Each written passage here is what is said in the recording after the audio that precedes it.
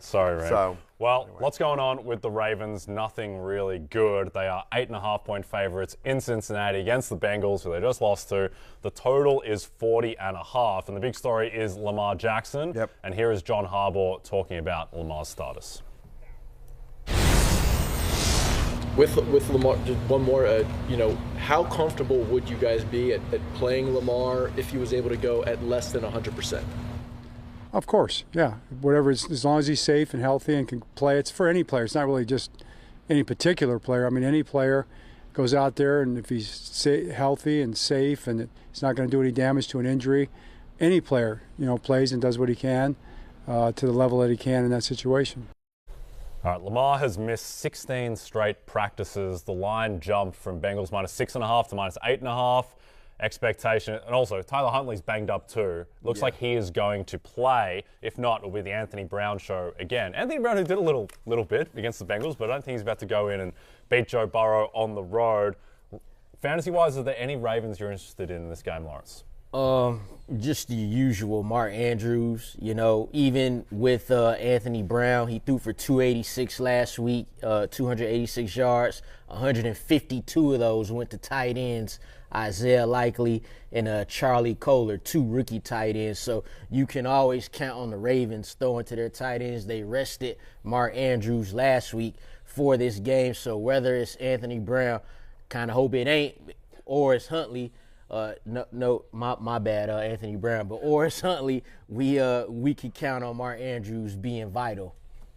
Yeah, I would agree with that. I mean, Dobbins and Gus Edwards split carries. They're not involved in the passing game. So if you're thinking about PPR scoring, and just so everyone knows, just when we're talking about DFS here, and obviously there's a lot of different playoff formats out there, and so we're just trying to talk generally. But if we're specific, we're using DraftKings prices. We'll just say that, off the top here. Obviously, there are a lot of places to play DFS, including FanDuel. We love them all.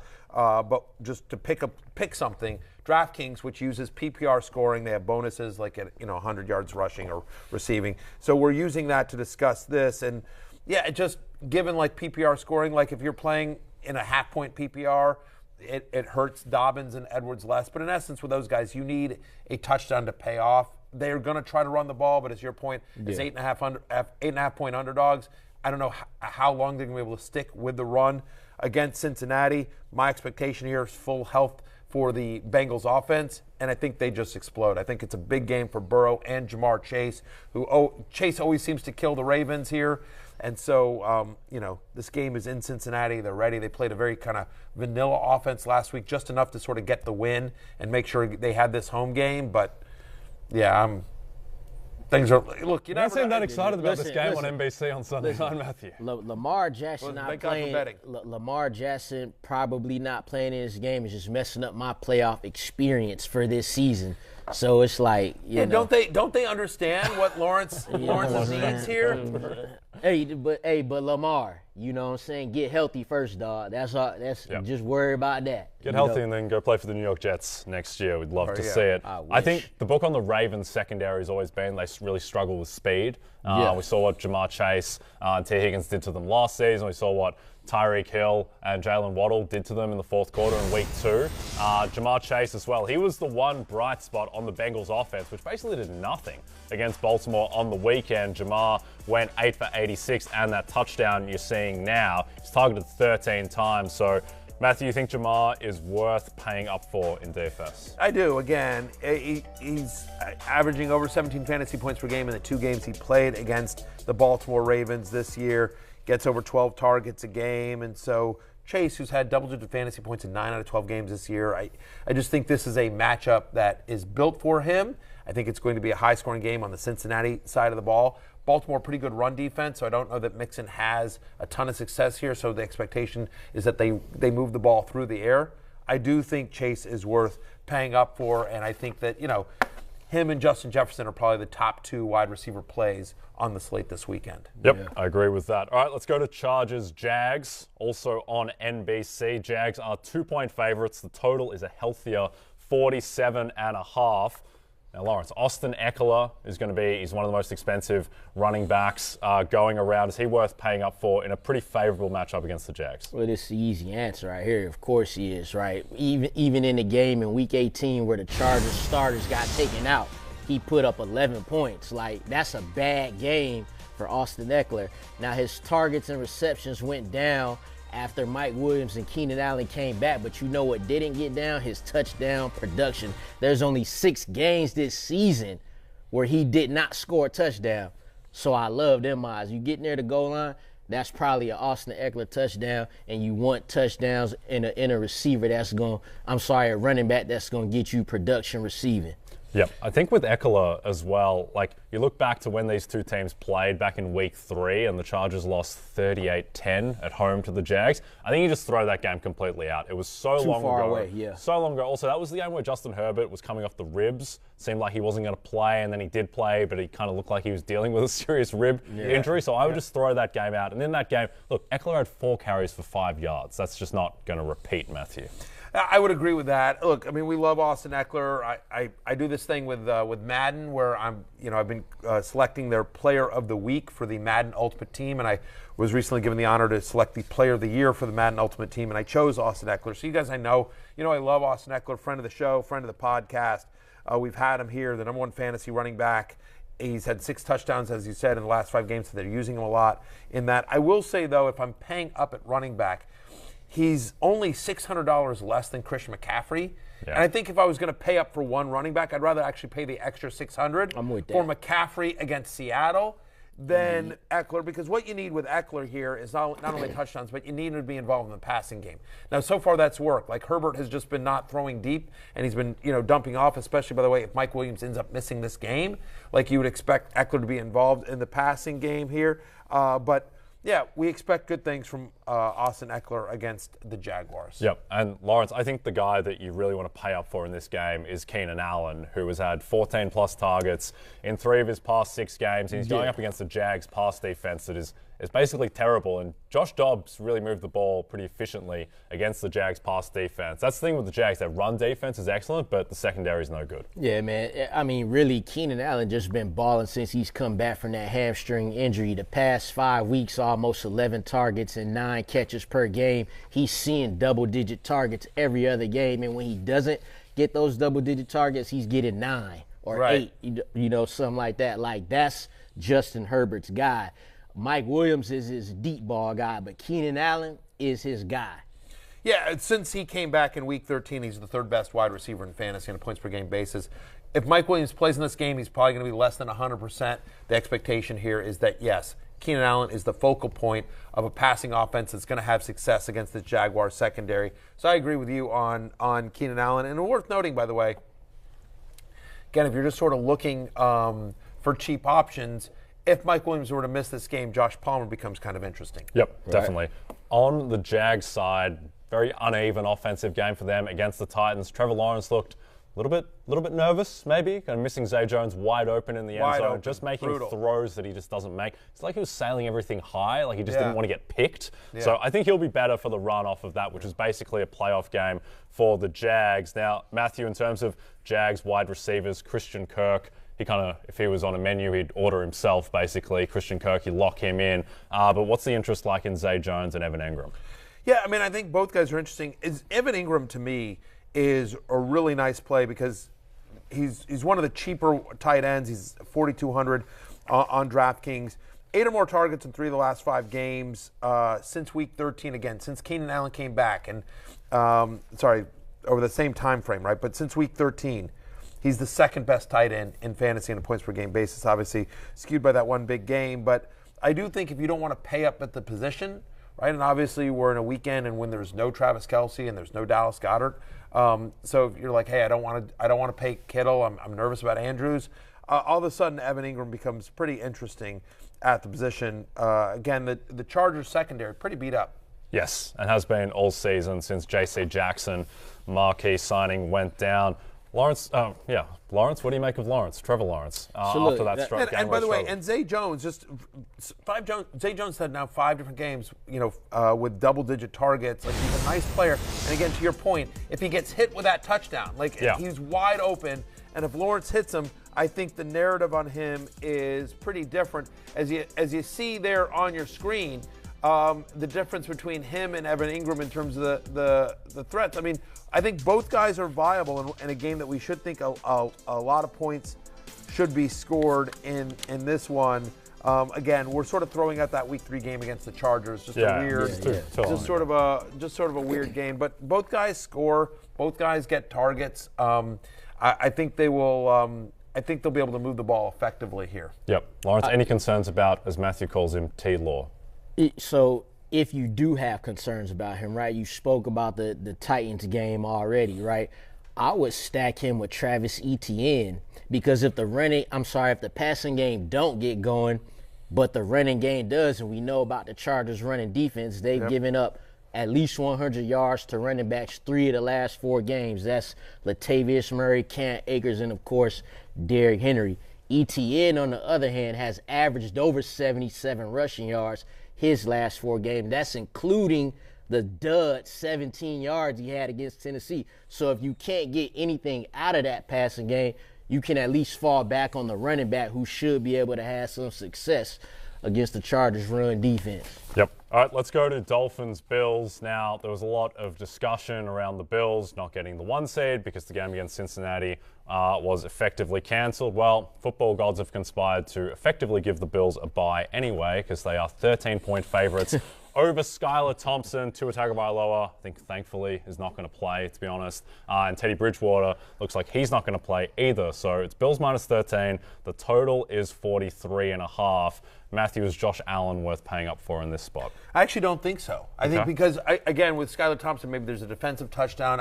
They may not need Josh Allen to do all that much. And so when you think about how expensive he is at quarterback, is Josh Allen going to have a good game? Of course he's going to have a good game. He's Josh Allen. But I actually don't think I would pay up for him. I think I would rather go cheaper at quarterback or go with some other options, because that would be my nervousness is that Josh Allen just doesn't have a monster game, because he doesn't need to. I think they'll be able to run the ball effectively against the Dolphins. I think, again, there might be a defensive touchdown, short fields. They're not going to have to sustain drives. You could see Josh Allen sitting out the fourth quarter in this one because it just gets out of hand. They're almost two touchdown favorites against the Dolphins. And honestly, as this game gets closer, I bet that line rises. It may actually close at over minus 14. I agree. Once it's like right now, it's trending towards Skylar Thompson. Once that gets absolutely confirmed, then, I mean, there's not a person in America who's taking Skylar Thompson plus 13 in Buffalo. You're going to need 2 touchdowns to do that, I think. Now, Lawrence, on Miami's side of the ball, assuming it is Skylar Thompson, do you have any interest riding with Tyreek Hill? Tyreek Hill's receiving prop on BetMGM is 62.5 yards. I don't think it's been that low ever. I can't remember when it was ever that low, but he is dealing. He's dealing with the ankle injuries, limping around against the Jets. Couldn't do anything against Sauce Gardner. Any interest in paying for Tyreek Hill or Jalen Waddle? Man, you know I love Tua in this Miami offense. I love watching them, but Skylar Thompson has had his play extended time in 3 games this season. Weeks 5, Week 17, and Week 18. And in those 3 games, Tyreek Hill's averaging 4.3 catches and 41 yards a game. That's a lot of football played. Jalen Waddle, 3.5 receptions and 39 receiving yards per game. So I don't think it's worth the price, because then you're dealing with injuries to both of the wide receivers. You know what I'm saying? They both nicked up. You've got the 3rd-string quarterback, and he's no Brock Purdy here. So I'm going to say, nah, man, like, you'll need a catching big run, but I don't want to bank on that. Yeah, I mean, like, again, we're doing this conversation through the context of, like, if you were doing a DraftKings or a DFS kind of lineup.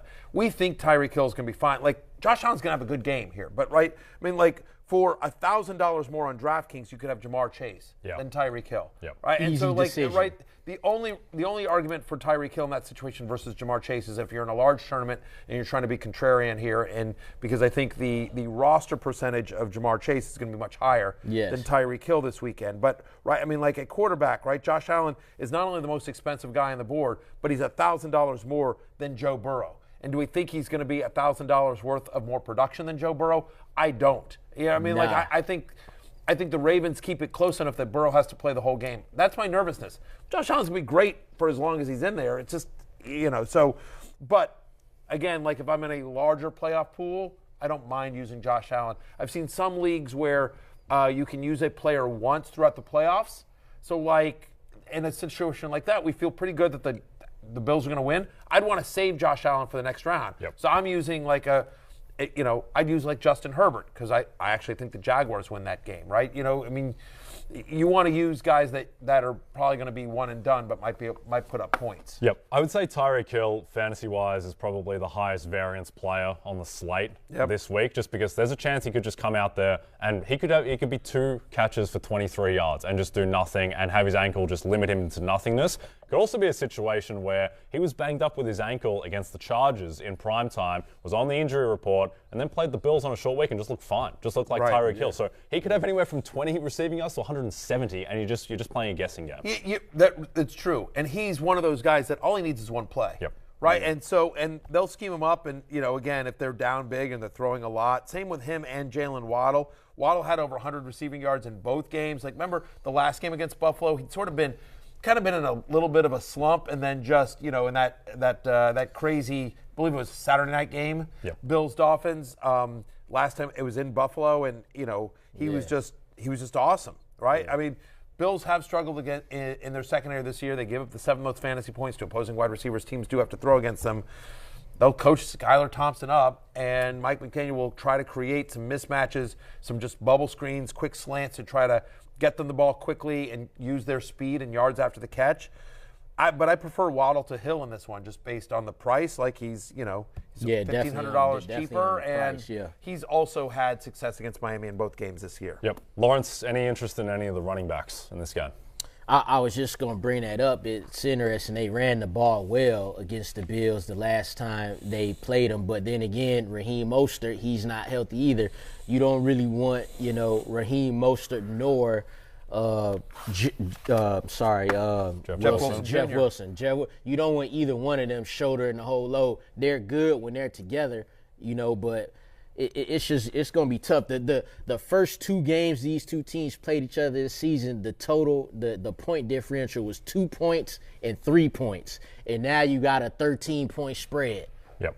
No, I'm with you though. I mean, look, Tyreek Hill and Jalen Waddle both have averaged single-digit fantasy points in the games in which Skylar Thompson has played 90% or more of the snaps. Yeah. The majority of the work here. And again, in a game in which they are almost 2 touchdown underdogs, it's going to be hard to see them really, quote, establishing the run here. And you just don't feel good about anyone in this game at all. No, you don't. All right, let's get to some of the best bets from AFC Wild Card weekend, courtesy of our friends at BetMGM. Now, these are all my bets, fellas, so I hope you like them. 3 overs. We'll have some unders in the NFC, I promise. Austin Ekeler over 36.5 receiving yards. The Jags give up the most receiving yards to running backs in the NFL. He had 8 targets for 48 receiving yards the first time they met. Dolphins, Bills, James Cook over 36.5 rushing yards. The look here is basically that he's had more carries than Devin Singletary the past 2 weeks in 2 games that the Bills have needed to win. And for a potential RB1 for a team that is a 13-point favorite and trending up, I just think 36.5 yards is too low. And then the great Samaje Perine, over 16.5 rushing yards. He's gone over in 7 of the past 8, and Joe Mixon only missed 2 of those games. And I just think with how badly the Bengals struggled to run the ball against the Ravens, with Mixon going 11 for 27, I think there's a chance that they just change it up a bit more with Samaje Perine. 16.5 isn't very high at all. No, I like all those bets. Yeah. No, thank you, there Matthew. You go. I appreciate that. Nice job. Good job, Samaje Jay. will score on that one 16-yard run. Yeah, he'll do that. All right, we're going to go to break. When we come back, we'll break down the NFC wildcard games.